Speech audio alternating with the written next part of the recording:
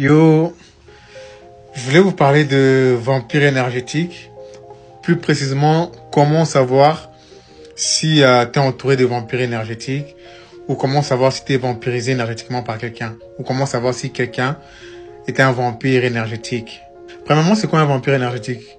Un vampire énergétique, c'est quelqu'un qui de base n'est pas heureux dans sa vie, qui passe son temps à se plaindre de tout ce qui lui arrive. Ça peut être par exemple une personne qui manque profondément confiance en elle. Pour le dire autrement, c'est quelqu'un qui ne s'aime pas tout simplement ou qui n'aime pas sa vie. Et du coup, cette personne-là vibre dans des vibrations très très basses en fait. Donc cette personne-là perd son énergie à se plaindre, à détester, à ressasser le passé, à avoir peur du futur, à ne pas s'aimer. Et quand elle te voit toi rayonner, être heureux, avoir confiance en toi, avoir un aura, exceptionnel, et ben cette personne-là a envie justement de te ressembler, mais elle ne peut pas.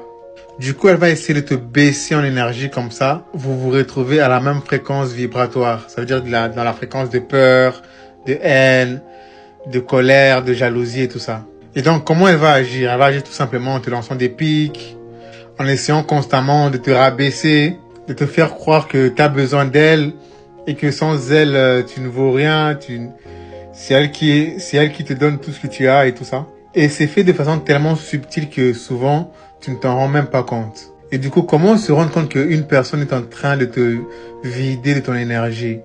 Tout simplement en sentant comment tu te sens quand tu vois cette personne-là, en fait. Ou bien, après un rendez-vous avec la personne, quand tu rentres, comment tu te sens? Ça veut dire que peut-être que tu vas voir la personne, tu es heureuse, tu te sens bien.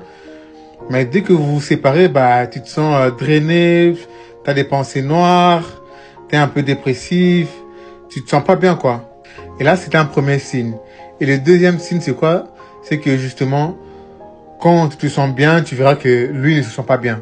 À chaque fois que toi tu vas bien et que tu as une bonne nouvelle à lui annoncer, la personne ne se sent pas bien. Tu le sens directement qu'elle ne se sent pas bien et va essayer de t'attaquer par des petites choses bizarres, des comportements bizarres.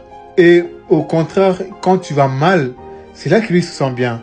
Et remarque-le, même quand tu vas mal pour autre chose qui n'a rien à voir avec elle, tu verras que la personne va se sentir bien, il sera souriant. Dès que toi tu vas mal, il sent que dès qu'il te fait ces petits pics là, qu'il voit que, ou elle voit que, voilà, t'as baissé en énergie, tu te sens pas bien. Tu vas voir qu'il y aura un petit sourire un petit sourire du coin de la bouche comme ça, en mode, ça l'a touché, ça, voilà.